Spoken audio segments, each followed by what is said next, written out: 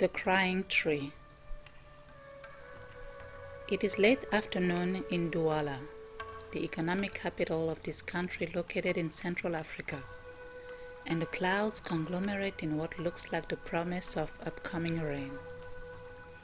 Many street vendors start gathering their precious merchandise in an attempt to save it from the impending deluge that is sure to pour upon this sprawling city.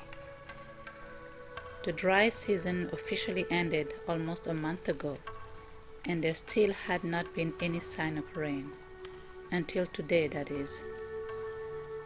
The wind and upcoming rain seemed to do very little to discourage undeterred patrons in the many tourneaux d'eau in the Cité de la Paix and surrounding areas. It is business as usual, as they feast on staples such as taro and yellow sauce, eru, mbal, and the national dish, ndole. Makossa rhythms are pumping from nearby bars where nonchalant men and women are chatting excitingly while having some refreshments. With their forever blaring horns, taxicabs in their unmistakable yellow color create the distinct background sound of this bustling city. From his comfortable residence in Bonapreso, Fuki is also subjected to the tumultuous signs of the upcoming rain, but the real storm is brewing inside him. The young adult finds himself fuming once again because of a fight with his parents. His wealthy parents have decided to move the family to Disange, their native town, because of a business opportunity. Fuki does not want to move. He is not particularly attached to Douala, but he simply despises change.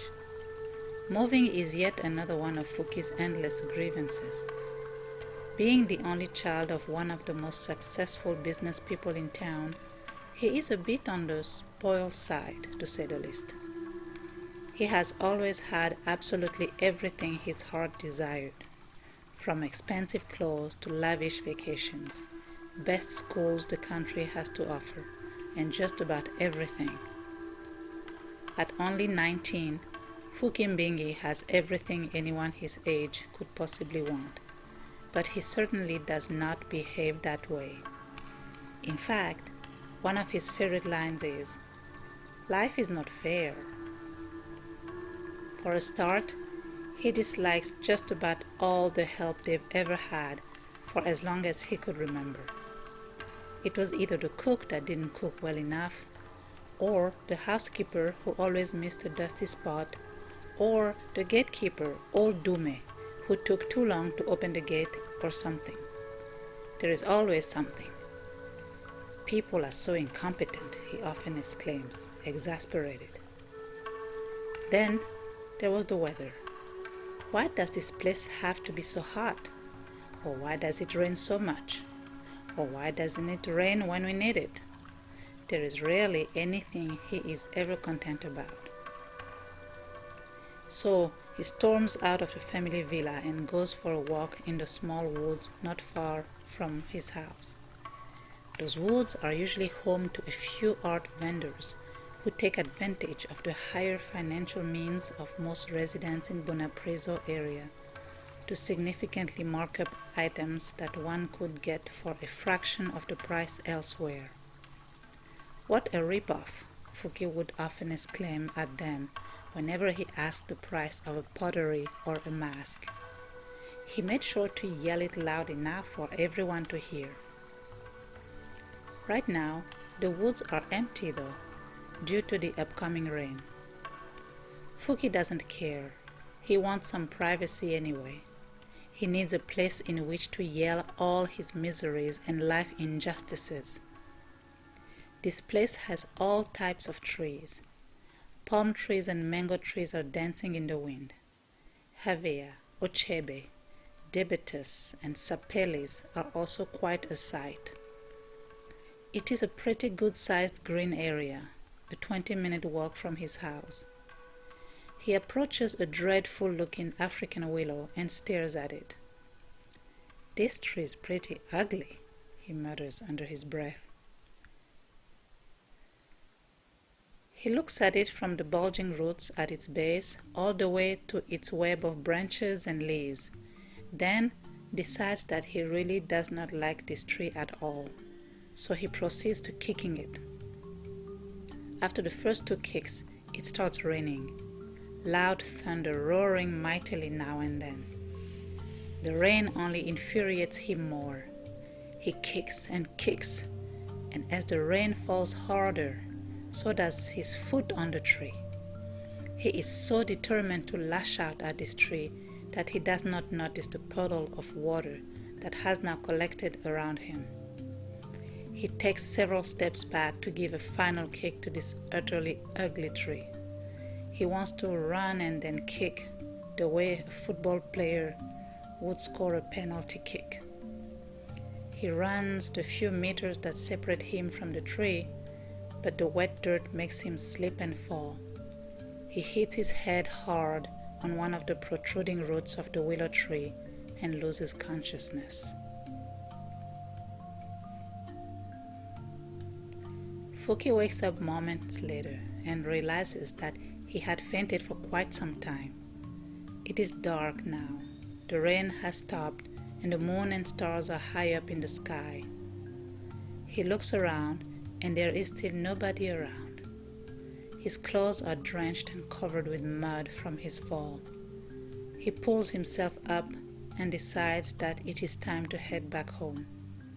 So he turns around and takes a first step in the direction of the main road leading back to his house when a masculine voice startles him. "Mayega," the voice says. Fuki did not see anybody approaching. He turns around and sees no one. That is unsettling. "Mayega," the voice repeats. Still nobody around. Now Fuki is starting to wonder how hard he had hit his head.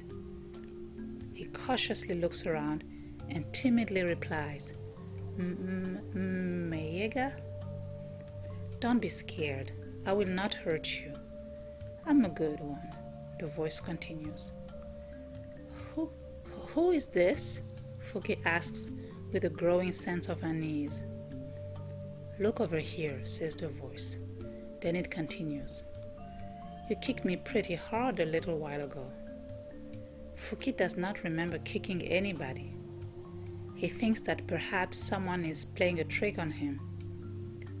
"I did? I'm sorry, I didn't mean to, I guess," he simply replies. "Oh, I'm not worried about that. I'm more worried about later," the voice continues. "What do you mean?" Fuki asks, feeling very intrigued. It is dark and he still cannot see anybody, only the African willow and other trees. "I don't know why you're hiding. I cannot see you." "Oh, I am not who you think I am," the voice says, then pauses, thinking of the best way to say what is coming next. "I am the tree you were kicking earlier," he finally announces, and right there, in front of Fuki, the tree leans forward and bends its majestic trunk and branches in a grand salutation. Fuki lets out a horrified scream and darts off faster than he has ever done before in his life. A tree that can move and speak? How terrifying! He does not get very far though. The big puddle of mud nearby makes him fall again, and right when he is about to finally make it out of the mud bath, he feels something lift him up by his ankle, which only throws him back into a hysteric scream fest. To his utter horror, one of the talking tree's branches is lifting him up from the mud puddle and bringing him closer, where he can now see a bit more clearly the somehow facial expressions of the tree. Fuki sincerely wishes he could just pass out again, so he would not have to live this nightmare fully awake. "Calm down," the tree keeps reassuring him. "I do not intend to harm you."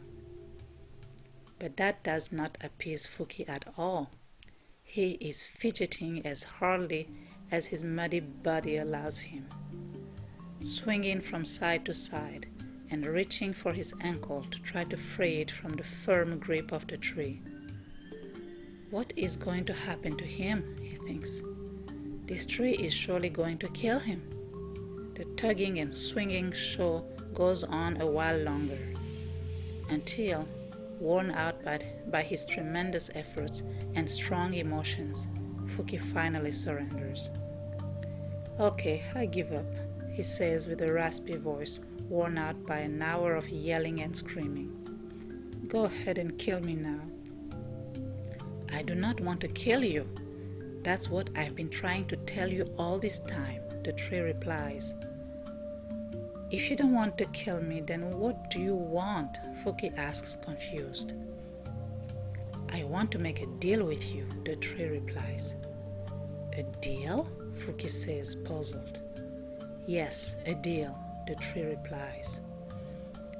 A tree smart enough to talk but devoid of any sense, thinks Fuki. How can a deal be made between a tree and a human? Sensing his confusion, the tree continues. "I'm going to put you down, but you have to promise me that you will not run away. I will very easily catch you if you do anyway." Fuki promises, and the tree puts him down, but straps him tightly with its branches so he will not try to run away again. "My name is Mutoe," says the tree. "I have been around for centuries, living in this peaceful setting with the gorgeous animals and plants that provide this land with fresh air and food. I love living here, but with the rapid urbanization, there are plans to level this area and turn it into a luxurious resort. That will be the end of me and the other trees here." "Wait, what? The other trees? Are they alive too? Can they talk as well?" asks Fuki, looking around with even more apprehension. "Every tree is alive. Everything is alive for that matter," replies Mutoe. Then he pauses. "But no, not all trees can talk.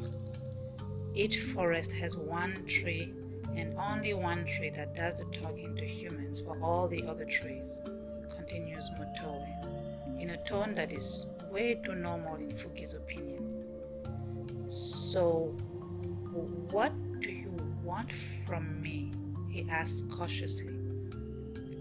Mutoe pauses for a few seconds before replying.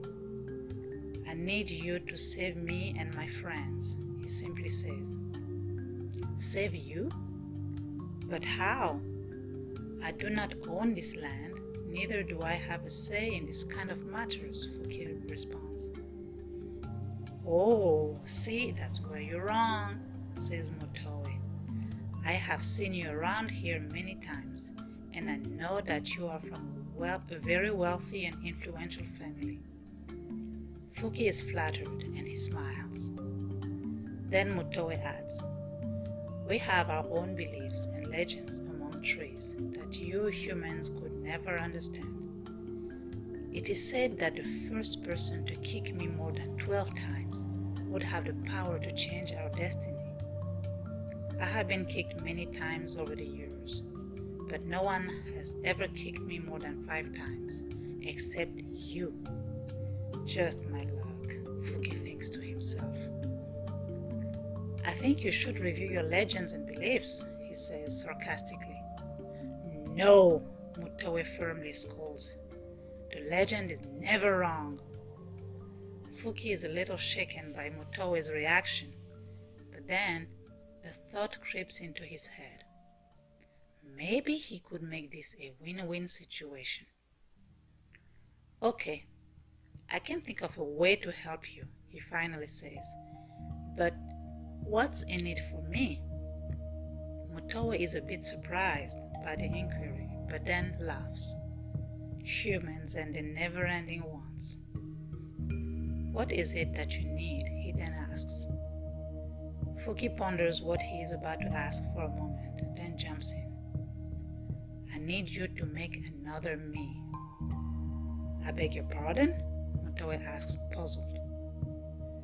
I need you to make another me, Fuki repeats.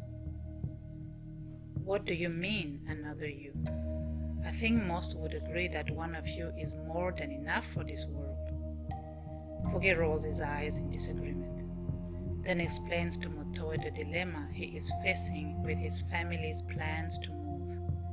Concluding with a broad smile, he says, so if there is another me to move with my parents to Disange for a while, I could stay here and enjoy my life in peace until I'm ready to join them. I just need more time to enjoy this beautiful city a little longer. Are you sure about this? Motoe asks. Yes, I will help you and your 3 friends stay untouched, but first you must make another me, Fuki replies. Okay, we have a deal, Motoe says. But I need to give you some very important instructions. First, you can never tell anyone about what happened here. Second, you must be in contact with your double once a week. Third, and most importantly, you can never be at the same place with him ever. Do you hear me? Motoe says with authority in his voice. Okay. Wow, quite a temper you have there, you know that? Fuki says. On that note, Motoe puts him down one more time, releases him, and they shake hands. Well, Motoe shakes Fuki's hand. A dim light glows between their palms as he does so, which Fuki thinks is strange, but he simply brushes it off. Everything that happened that evening was strange anyway.